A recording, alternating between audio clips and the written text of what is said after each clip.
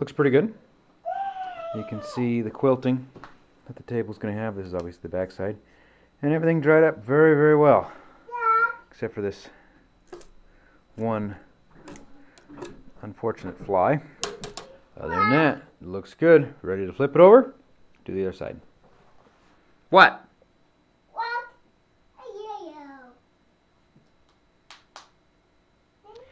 I'm using a very aggressive sanding block, which is basically a 60 grit belt on just a nice size hunk of melamine. And I'm using that to go ahead and flatten this down to bring it back close.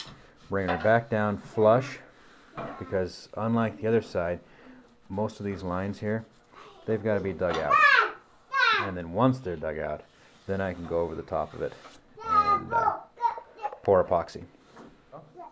Same basic format as before. Once again, it's still a touch high, but the sander took it off. I've gotten most of those straight line ripples, and it's the straight lines you're worried about. I'll do a little more because I got a few.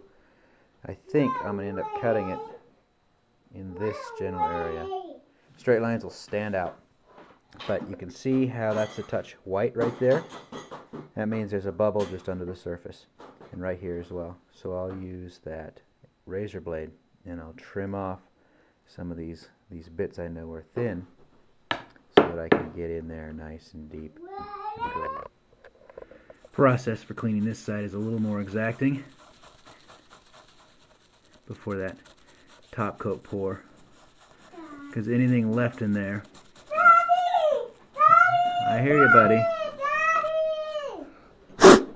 Anything left in there stands a good chance of being visible.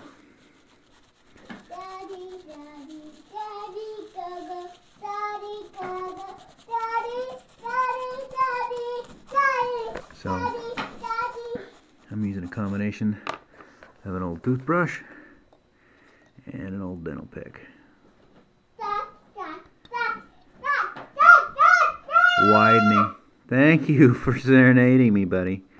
Widening pockets, exposing any hidden reservoirs so that I can get that down inside. So all these little tiny bubbles. Hey! Thank you, buddy. All those little tiny bubbles have got to be filled. Cleaned and then filled.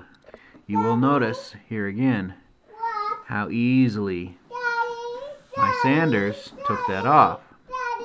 Yeah. What?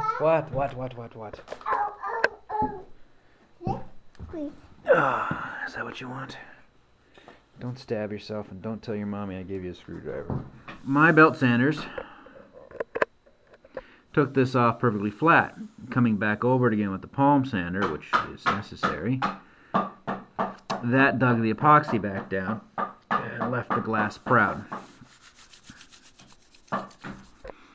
So obviously that'll have to be rectified somehow for the final event. So the plan on this front side is just like the back side, only a little more critical. Get as much of the impurities out as I can. Otherwise, thoroughly mix,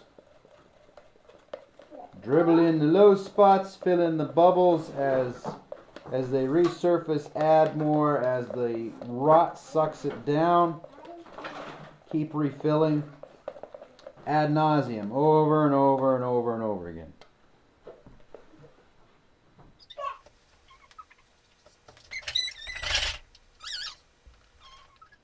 Now, if you're going to have a spot that will resist soaking it up in, pick at it with the razor blade. Basically, you're bursting the bubble, and by so doing, you can get it down in there. Oh, buddy, don't you think you have enough sticks right now? Daddy's kind of committed.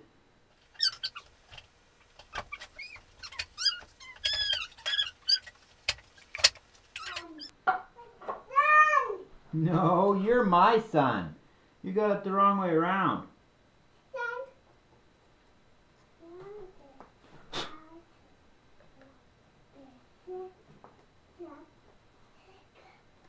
Don't be stingy. Don't rush. Same time, of course. Don't be slow.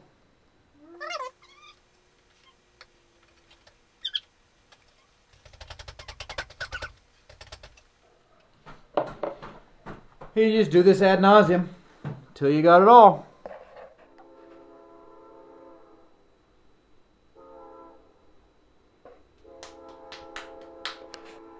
Hear the train?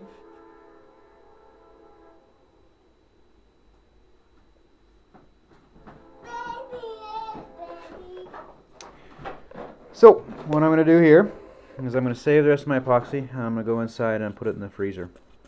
And I'm hoping I can keep it from activating enough that I can let all of this soak in. This big rot pocket here keeps giving me a blurp about every 10 seconds or so. So I'll let all that soak in. I'm still soaking into the cracks.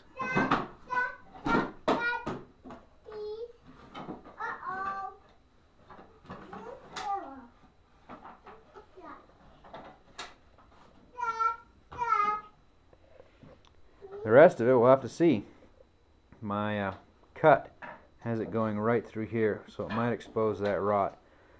So I might be turning this bad boy on the side after it's all cut up and doing this again. Hopefully not though, because that's a little harder to control. Uh-oh. Yeah. But we got no heat up here today because I'm starting the top spray on the second table. I guess that would be the first table. So I don't want the fans running. And I want a nice, calm, airless sort of drying environment.